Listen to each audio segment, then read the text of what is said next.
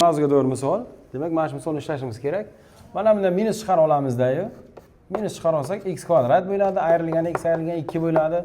Taqsim x qo'shilgan 1. Buni ikkita qavs ajratamiz.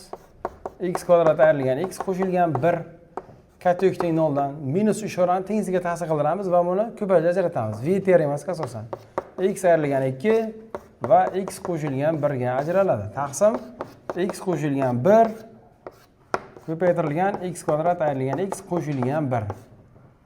Teng minus ishora bunga ta'sir qildi. Kichik yoki teng 0 dan qilamiz. Shunda mana bular qisqarib ketadi va qisqargan narsa 0 emas degan shartni ham kiritib ketamiz. E'tibor beryapsizlar? Buning o'zi x teng emas minus 1 ekan.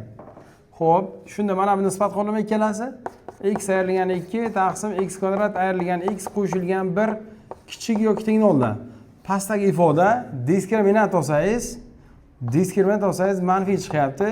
X kvadrat oldi 1, ya'ni musbat. Nima bo'lardi? X kvadrat oldi musbat, diskriminant manfiy bo'lsa nima bo'lardi? Bu x ning xohlagan qiymatida musbat. Demak, bu doim musbat bo'lsa, nimani musbatga bo'lsak manfiy bo'ladi? Manfiyni. Demak, suratni nima qilar ekanmiz?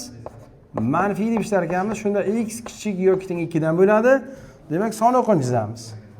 Son o'qi 2 dan kichiklarni oling va minus 1 ni olmang. Yechim mana shu yerda. Tushunarlimi? X tegishli minus cheksizlikdan minus 1 gacha birlashma minus 1 dan 2 gacha 2 kiradi. Tushunarlimi?